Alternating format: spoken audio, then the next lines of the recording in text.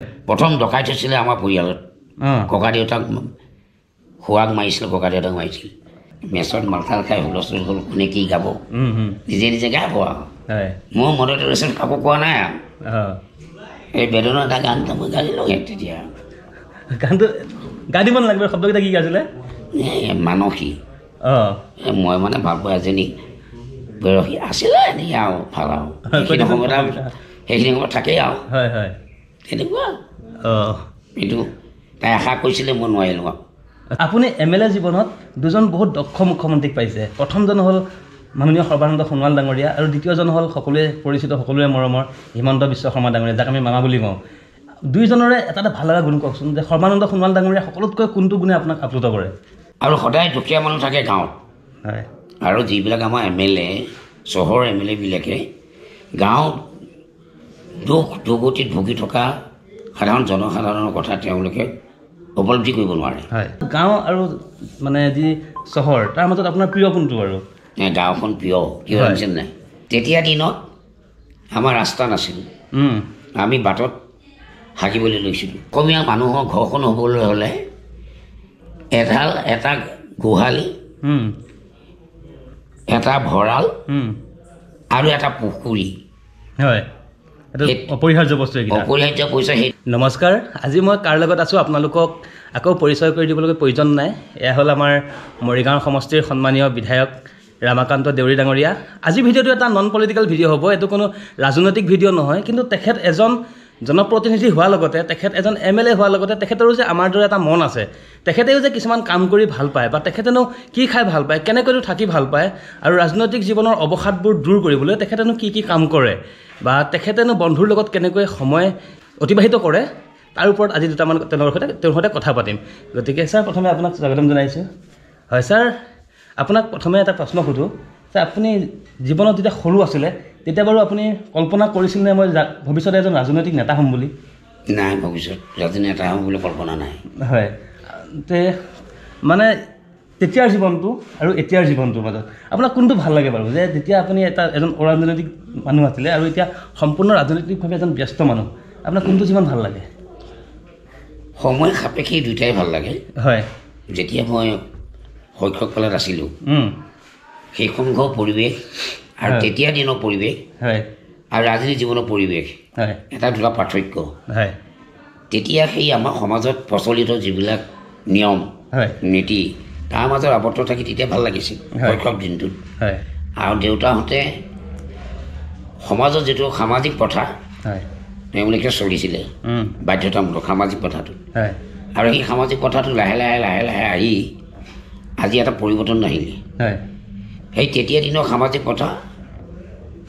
50 বছৰ মই জন্ম হোৱা দিনৰ আৰু আজিৰ দিনৰ বহুত পাৰ্থক্য গতিকে বহুত পৰিৱৰ্তন হৈছে তেতিয়া দিনত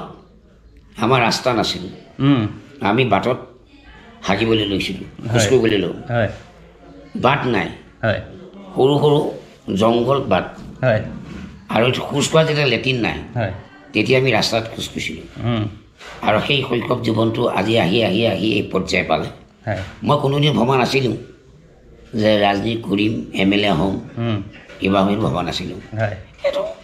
সময় আৰু লাহে লাহে লাহে লাহে এটা জীৱন আগবাঢ়ি গুচি আহিলোঁ আপুনি MLA জীৱনত দুজন বহুত দক্ষ মুখ্যমন্ত্ৰীক পাইছে প্ৰথমজন হ'ল মাননীয় সৰ্বানন্দ সোণোৱাল ডাঙৰীয়া আৰু দ্বিতীয়জন হ'ল সকলোৱে পৰিচিত সকলোৱে মৰমৰ হিমন্ত বিশ্ব শৰ্মা ডাঙৰীয়া যাক আমি মামা বুলি কওঁ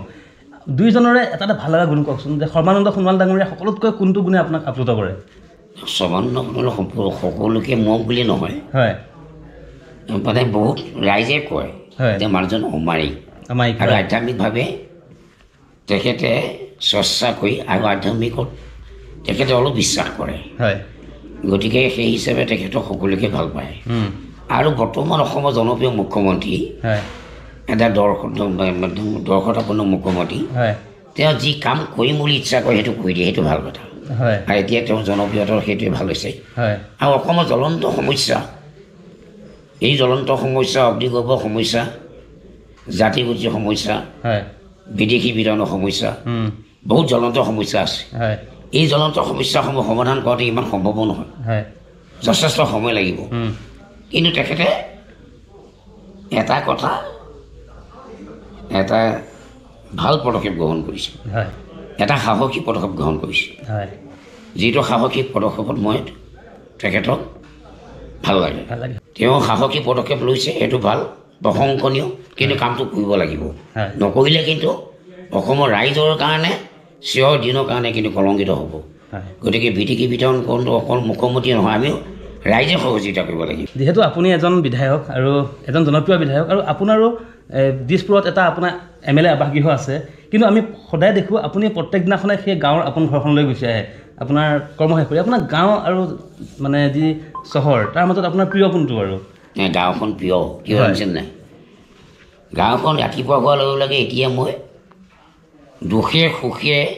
কোলা পাছে নধৰা দুখ, সেইখিনি মই উপলব্ধি কৰিব পাৰোঁ। চকুৱে সাক্ষাৎ চকুৱে দেখিছোঁ।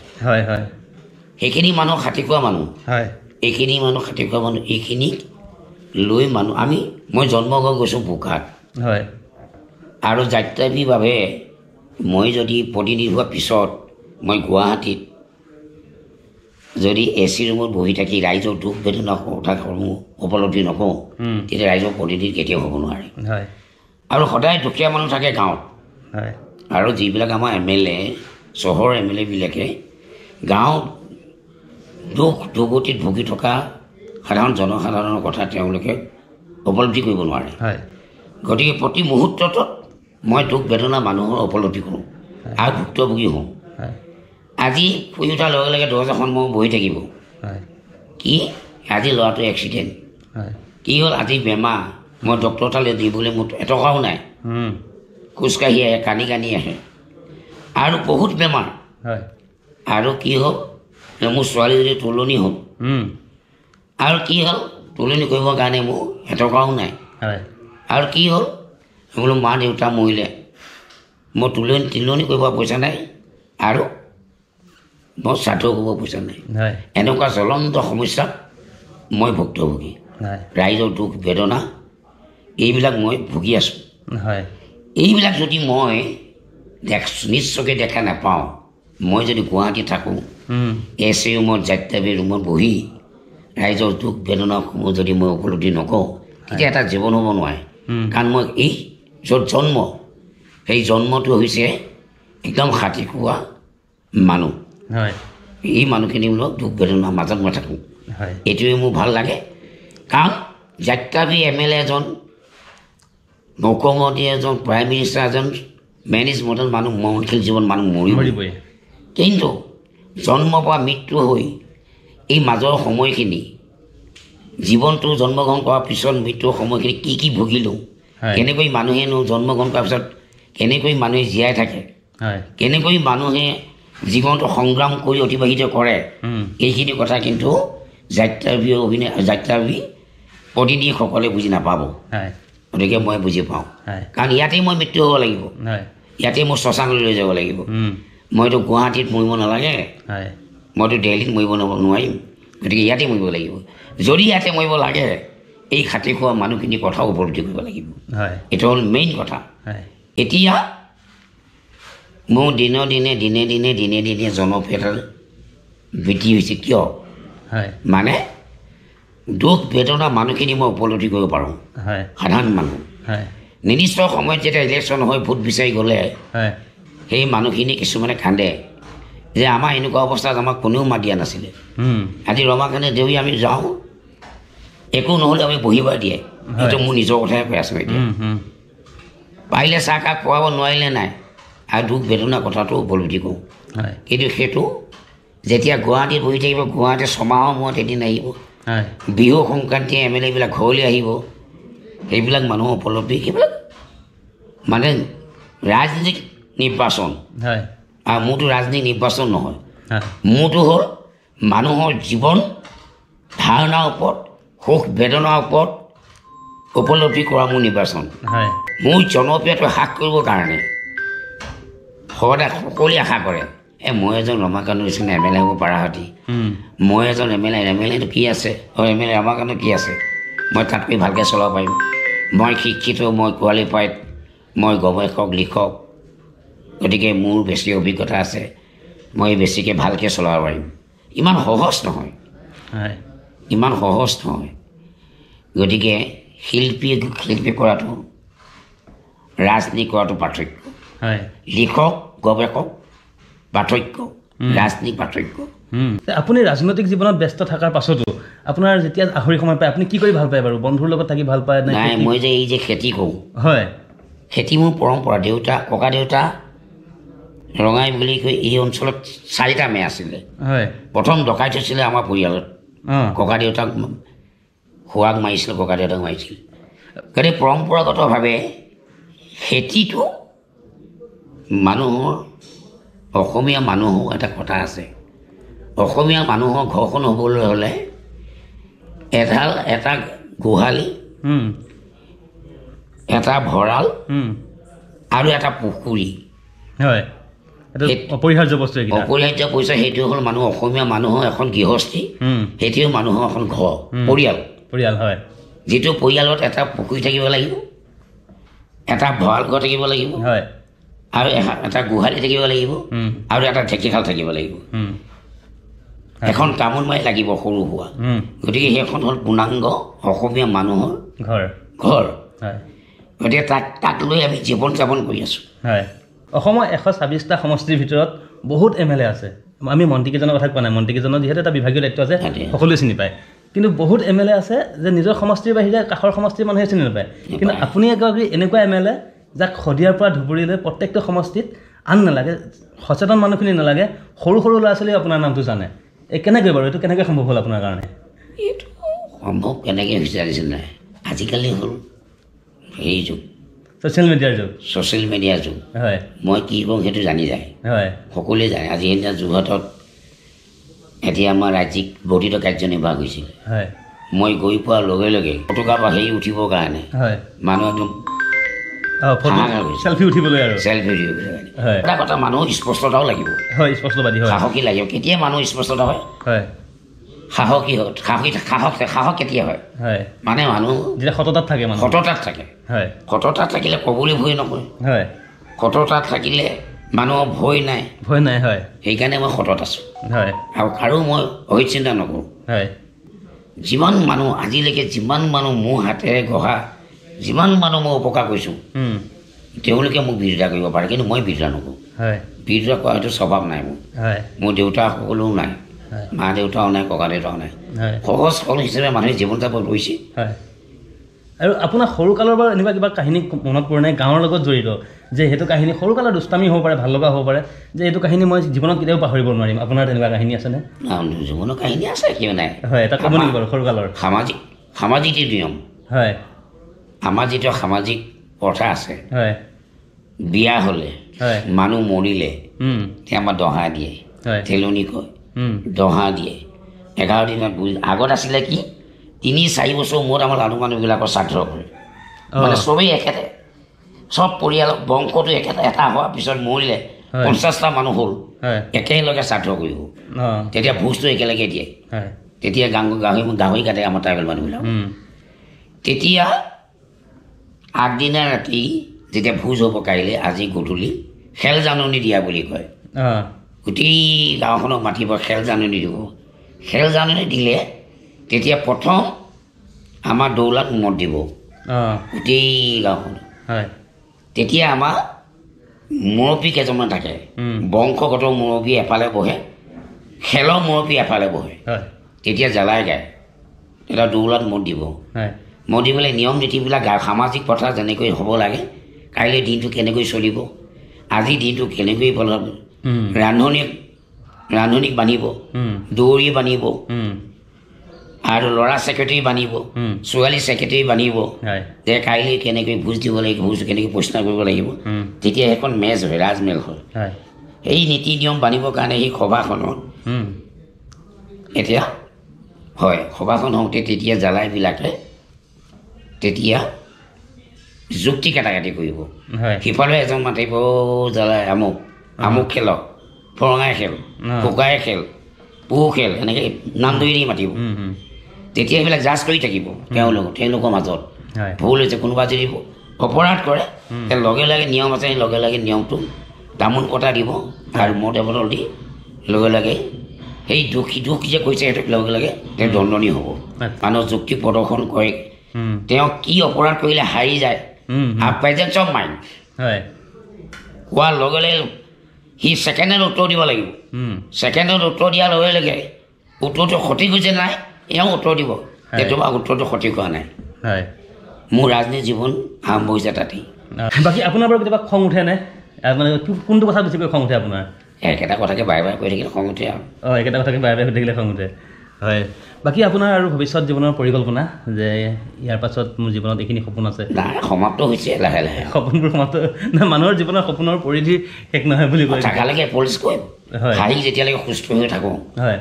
তেতিয়া পলিচ কৰিম হয় কাৰণ মানুহ পলিচটো নকৰিলে ঘৰখনত থাকিলে মানে মানুহ বিজি থাকিব লাগে বিজি থাকিলে ছ'চিয়েলটো মাইণ্ডটো থাকিলে ৰাইজৰ লগত সহযোগিতা থাকিলে তেতিয়া ভাল আৰু হয় এটা আৰু এটা কথা হ'ল শেষত একেবাৰে আপুনি গান গালে আমাৰ ছ'চিয়েল মিডিয়াত বহুত বেছি ফেমাছ হৈ যায় গানকেইটা আপুনি নিজে ৰচনা কৰেনে বাৰু মই গান নিজে ৰচনা কৰোঁ হয় গান নহয় কেতিয়াবা ফূৰ্তি হয় হয় সমাজখনক আমি যে ধেমালি কৰিবলগীয়া হয় কথাটো পাতি থাকোঁতে যেতিয়া আমি মাল চাল খাওঁ তেতিয়া ফূৰ্তি লাগে ইজনে কয় বোলে গান লাগে সি গান গালে মই গান এনেকুৱা ফূৰ্তি একো নাই একো নাই হয় আপুনি যেতিয়া মৰিগাঁও দিৱসত এটা গান গাইছিলে গোটেই অসম বহুত বেছি জনপ্ৰিয় হৈ গৈছিল গানটো গোটেই অসমত মানে বহুত বেছি ফাটি গৈছিল গানটো যে আমাৰ মৰিগাঁৱৰ সন্মানীয় বিধায়ক ৰমাকান্ত দেউৰীদেৱৰ এইটো গান তেনেকৈ আৰু বহুতে তেনেকৈ নিউজত চেনেলটো বাজিছিলে এটা ডেকা কালৰ কথা হয় 79 এপ্ৰিলৰ 27 তাৰিখে মই বিয়া কৰিছোঁ হয় আমি যেতিয়া 76 ফাৰ্ষ্ট যেতিয়া নিউ কোৰ্চ হয়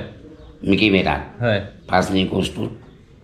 আমি দিব লাগে সেইটো আন্দোলন পিয়ত 79 আন্দোলন হৈছে নহয় হয় আন্দোলন পিয়ত তেতিয়া মানে এই বৰ্ডিঙত আছিলোঁ আমি হয় বৰ্ডিঙত থাকোঁতে তেতিয়া মই এই বৰ্ডিং মেচ কামাণ্ডাৰ আছিলোঁ আচ্ছা সেয়া আপুনি আগৰ পৰাই লিডাৰ আছিলে মানে হোষ্টেলৰ কামাণ্ডাৰ হয় আমি মানে ফূৰ্তি কৰোঁ গান গাওঁ হয় আৰু একতা সভাতে গান গাব লাগে নহয় এই গান গাওঁ কোনে কেনেকুৱা চৰ্চ নিজে নিজে গায় আৰু কোনোবা চৰ্চ গায় কোনোবা হেৰি গায় আমাৰ তেতিয়া কালচাৰ আছিলে ঘৰচা আছিলে সেইখিনি সময়ত বলেন চাই হেডমাষ্টাৰ বলেন চাই এইবিলাক হেৰি নাই কিন্তু কুশল চাই এঞ্চ কৰে আৰু কোনে কোনে গাব সেইদিনা এই গান চাত যোনে তেনেকৈ গাই গায় আৰু আমি আছিলোঁ তাৰমানে সেই বৰ্ডিঙত থাকোঁতে বিভিন্ন হেৰি আৰু কোনে ক'ত ভাল পায় কোনে বেয়া পায় ছোৱালী আৰু তেনেকৈ ভাল পোৱা বুলিকে ভাল পোৱা গান গায় আৰু মই তেতিয়া সেইটো মই কাইলৈ কি কাম বুলি ভাবি আছোঁ আৰু মেচত মালথাল খাই হুলস্থুল হ'ল কোনে কি গাব নিজে নিজে গাব আৰু মোৰ মনত ৰচন কাকো কোৱা নাই আৰু এই বেদনৰ এটা গান মই গালিলোঁ তেতিয়া গানটো গাই দিব নালাগিব শব্দকেইটা কি গাইছিলে মানসী মই মানে ভাল পোৱা এজনী বয়সী আছিলে এনেকৈ আৰু ভাল আৰু সেইখিনি সময়ত থাকেই আৰু তেনেকুৱা কিন্তু তাই আশা কৰিছিলে মই নোৱাৰিলোঁ আৰু আচ্ছা আচ্ছা আচ্ছা মাধৱ ডকাই নাটকখন কৰিছিলে ইয়াত মাধৱ ডকাই নাটকখন কৰোঁতে মোক সৰু পাঠটো দিছিলে সৰু যেতিয়া তেওঁ গান গাই পেলাই ৰাইজক ভিক্ষা কৰি যাব ভিক্ষা ডাঙৰীয়া ধান আনো দিয়াতে দুপৰীয়া মৰা পালোঁ জীয়াই পালোঁ তাকেও বেছি খালোঁ ডাঙৰীয়া ধান আনো ধাৰলৈ দিবানে সেইটো গীতটো মাধৱ ডকাই নাটকখনৰ মই সৰু পাঠটো কৈছিলোঁ নাটকৰ পৰা গৈছে মানে সেই গানটো সেইটো নাটকৰ ছাৰ আপুনি ৰাজনৈতিক জীৱনৰ ব্যস্ততাৰ পৰা যেতিয়া অলপ আহৰি পায় আপুনি গান শুনেনে বাৰু পুৰণা আৰ্টিষ্টৰ ভিতৰত কাৰ শুনে আৰু নতুনৰ ভিতৰত কাৰ শুনে আপুনি কাৰ গান শুনি ভাল পায় মই মানে ভূপেন হাজৰিকাক ভাল পাওঁ আৰু তাৰপিছতে মাটি গান গাই লোকনাথ গোস্বামী দেই লোকনাথ গোস্বামী আৰু বগদেৱী গীত গাইছিলে আমাৰ মই যে সুজদাৰ এই তিনিজন মানুহ অতি ভাল পাওঁ আৰু নৱপ্ৰজন্মৰ ভিতৰত মই কাকো ভাল লগা বেয়া লগা বুলি মোৰ হেৰি নাই চিলেক্ট নাই মোৰ চিলেক্ট নাই কিন্তু কিছু গান গাই এইবিলাক হেৰিয়া সেইবিলাকৰ এতিয়া কথা নকওঁ জুবিনৰ কথা নকয় জুবিনৰ কথা জুবিনে গায় আৰু প্ৰজন্মবিলাকক আঁকোৱালি লৈছে এইটো বেলেগ কথা এয়া আছিল মৰিগাঁও জিলাৰ সন্মানীয় বিধায়ক ৰামাকান্ত দেউৰী ডাঙৰীয়া আৰু ৰাজনৈতিক জীৱনত ব্যস্ত থকাৰ লগতে তেখেত হ'ল এজন মানৱ দৰদী লোক আৰু মানুহৰ কেতিয়াও তেখেতে দুখ সহিব নোৱাৰে। তেখেতৰ ওচৰত যিসকল লোক আহে, তেখেতৰ ঘৰত যদি আপুনি বাহিৰত গৈ চাই, এতিয়া মই ভিতৰত আছোঁ, অজস্ৰ লোক আছে বাহিৰত আৰু কাকো তেখেতে নিৰাশ কৰি নপঠায়। প্ৰত্যেককে তেখেতে হয় কিবা এটা সিদ্ধান্ত হয়, কিবা এটা সমাধান নহয়, যেনেকৈ পাৰে তেখেতে তেওঁলোকক সহায় কৰিহে পঠায় আৰু প্ৰকৃতাৰ্থত এজন মানৱ দৰদী লোক। আৰু ছাৰ, আপোনাৰ সেই মহানতা সদায় জীয়াই থাকক আৰু আপোনাক ভগৱানে কুশলে ৰাখক, দীৰ্ঘায়ু ৰাখক আৰু আমাৰ অঞ্চলটোৰ কাৰণে আৰু আমাৰ ৰাইজখনৰ কাৰণে আৰু আপুনি অলপ কৰিব পৰাকৈ আপোনাক ভগৱানে শক্তি দিয়ক। বহুত ভাল লাগিল ছাৰ আজি আপোনাক লগ পাই। ঠিক আছে ঠিক আছে ছাৰ, পুনৰ এটা নতুন ভিডিঅ'ত লগ পাম আৰু আজিলৈ ধন্যবাদ।